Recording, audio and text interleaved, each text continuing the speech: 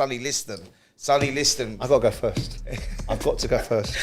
And I've not finished. David Haye was a great talent, though. Yeah. He was a remarkable talent. Yeah. He hit Tyson, wobbled him and thought, I've hurt him.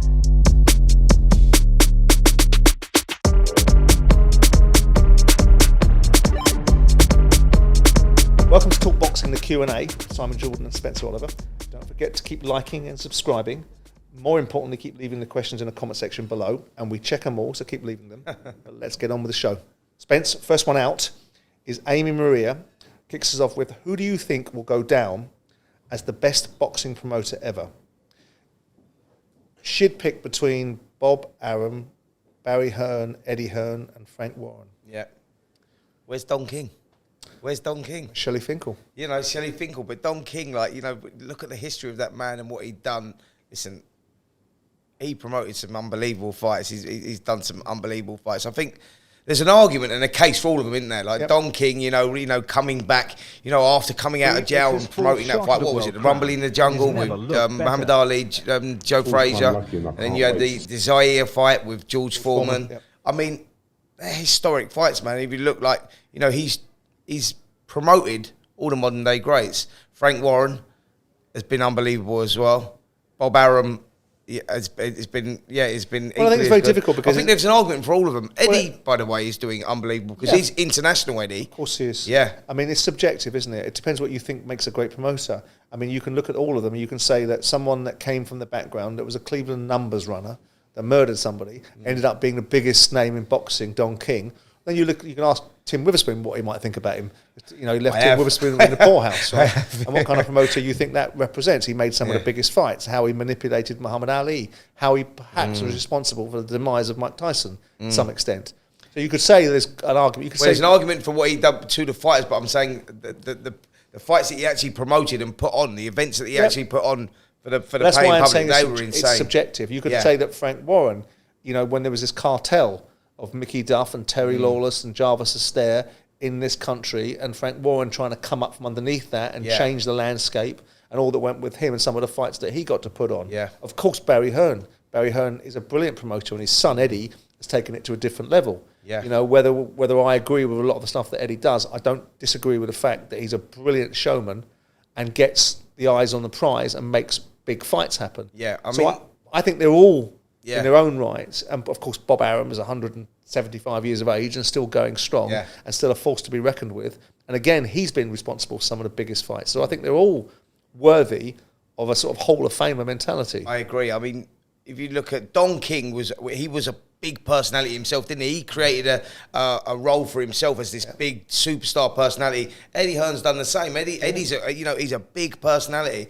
I think that, you know, Frank Warren was more old school and like putting on the best fights, and he had the old era, didn't he, of Ben Eubank, Collins, and all those. Well, you had, you had, with due respect to him now, Kelly, but you had Frank Maloney in the mix as well. That obviously put Lennox on the map and directed him on a direction of travel that worked very well. I think personally they all have merits. I think that they all have values. And I think they've all done a job in boxing. It's difficult for me to sit there and say that promoters, because I think sometimes promoters have done as much damage as they've done good. But if you're going to look at the body of work, you're going to have difficulty going much past Don King, aren't you? Absolutely. Well, look, Don King's 91 years of age now, and he's still going. You know, Bob Arum's 89 years of age. He's still going. Frank Warren's 73 or 74, I think. You know, he's still going. So, like, you know, like Eddie Hearn's 43 years of age. He's still got. He's at the beginning. Yeah, he's still got loads of time. So so I suppose. So we're both alighting upon Don King. Yeah, probably. I think so. You know. All right, we'll move on. Yeah. Shaq asks, they say a good jab will take you around the world. Which boxer do you think had the best jab in boxing history? Great question. Larry Holmes comes to mind straight away. You can't say Larry Holmes. Tommy Hearns had an incredible jab. I'll tell you, I had another amazing jab. I'm going back in time now. Sonny Liston. I've got to go first. I've got to go first. And I've not finished. Sonny Liston was a southpaw that they turned orthodox, and that's why his jab was so effective. Marvin Hagler, another southpaw, turned orthodox. All of those were the ones that I was going to say. I mean, obviously with Larry Holmes, what Larry Holmes did was damage his hand, didn't he? Yeah. So they spent a lot of time just using his left hand, using his left hand, using his left hand. So his left hand became so effective in the end that it was the damaging weapon that he used. So I would have said Larry Holmes. And again, I was going to say Sonny Liston because of the very nature of what Sonny Liston did prior to the Ali fight and who he demolished with that jab of his. Do you know what I do? Don't I? Yeah. I know that you're going to go for something that... I know that you're going to go for something that's not the obvious. It's obscure. That's why I'm in Sonny Liston, because I go, that's a Simon one. Thank you. Fantastic. Well done. Well done, you. Hope you feel good about yourself. All right. You've got this body of knowledge, right? I'm acquiring it, so you should give me some latitude. The moral of the story is, right?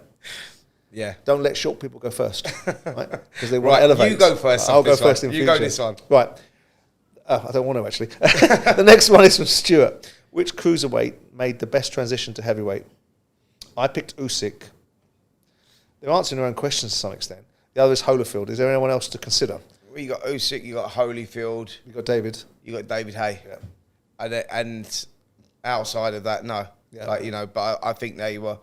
Holyfield's got to go down as the greatest at the moment because Usyk's still got his time to go. But Holyfield, what he achieved, you know, when he went up to heavyweight, that trilogy he had, you know, with Big Daddy Bo would go down in history as one of the best trilogies of all time in any weight. Yeah. And the fights with Tyson, that, you know, that shock. And the fights with Lennox. And the fights with Lennox, yeah. Which I personally think he got dismantled in the first one, but I actually think he won the second one. And that's bad, isn't it? Because the first one was a draw and the second one he lost on a unanimous decision. Yeah, so yeah, I think they were the obvious ones. It's a fascinating division, the cruiserweight division, because I did something the other day with Johnny Nelson, who I really like, and Johnny was talking about the division, and I was talking about the idea of the cruiserweight division and what it's represented. Yeah. Because it's one of those divisions that doesn't have there's not a lot of glory in it, is there? No. There's always glory in winning world titles, but it doesn't have the same cash. Between weights, that's the thing. It is. Most of them, in order to... I remember reading about Holyfield and what he was getting paid, like $500,000 to fight a cruiserweight, and then bang, step into heavyweight, it's $5 million. And the exponential growth was remarkable in stepping up to the heavyweight division, notwithstanding the fact that they were real legitimate champions in the cruiserweights. I think he beat Buster Douglas, didn't he? After Douglas had knocked out Tyson, he stepped up, beat Douglas. I think he got like $25 million or something something ridiculous. So yeah, that's where the. So we're both in the same space. Yeah, Holyfield really. David Hay was David Hay was a great talent though. Yeah, he was a remarkable talent. Yeah, in a bizarre way, he was an underachiever really because he was that good. He really was. Our next question is from Alistair Gray. What's the biggest fight you've been to that failed to live up to expectations? Right, so the one that I've been to that failed to live up to expectations, and I've got two. One that I wasn't at, and one that I was at. So one that I was at was David Hay. What is the biggest fight you've been to? I don't need any showboating. Yeah, no. Right? Just the ones you've been to. But I want to... We can even limit it even lower, right, by saying the ones you've paid to go to. Right, yeah, but I could lie and say I was there, but I wasn't really, so I'm not going to do that. David Hay knocking out Audley Harrison, it was so one-sided. Right. It was such a non-event. Audley talked the talk, and he didn't walk the walk, if I'm totally honest, and went up there and, like, Audley was so good at talking, when we was doing the build-up to that fight, I started believing him so much. I believed that he was going to deliver and he was going to do this, like he was going to win the fight. He changed my mind on who was going to win, and he went out there and he just wiped him out, didn't he? And then another one was David Hay versus Klitschko out in Germany. It was a big disappointment for me because David was talking the talk and he done that whole... mine is going to be, because I had emotional investment in it, who do you think it's going to be? Go on. Have a guess. No clue? Mine's going to be when Lloyd Hannigan fought Mark Breland. Oh, nice. For the WBA welterweight title.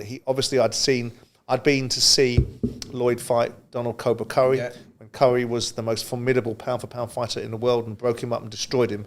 And then I watched him fight Gene Mad Dog Hatcher and Johnny Bumphus and started to really clean up the division. And then he lost to Marlon Starlin, didn't he? Yeah. And he came back at another fight, which he won. And he went into Wembley Arena to fight Mark Breland. Obviously, Mark Breland became Deontay Wilder's trainer. But in his own right, he was a top welterweight, wasn't he? Yeah.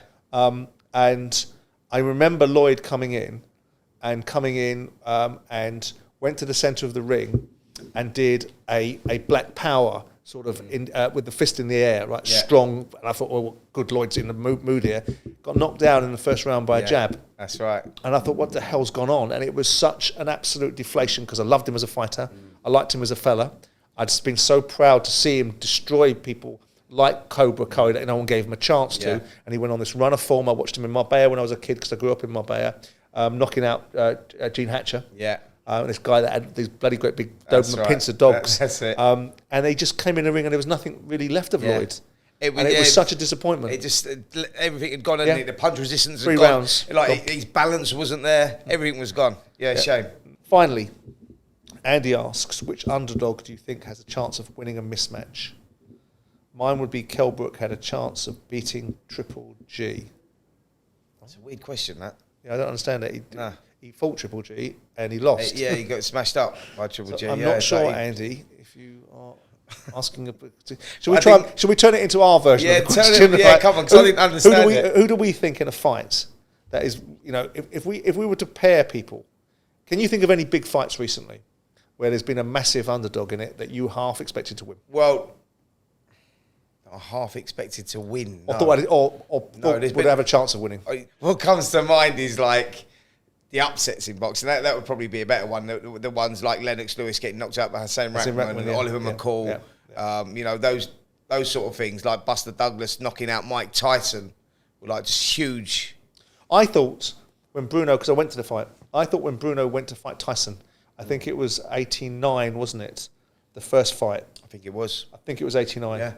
And I felt that Frank had a chance because everyone was going into that fight with Tyson being the beast from 86 to 89, knocking everybody out, whether it was Tyrell Biggs or whether it was TNT Tucker or Tubbs or whoever else he beat in that period of time, Michael Spinks, and everyone clean, and Trevor Berbick and whoever else, he was cleaning everybody's clock literally.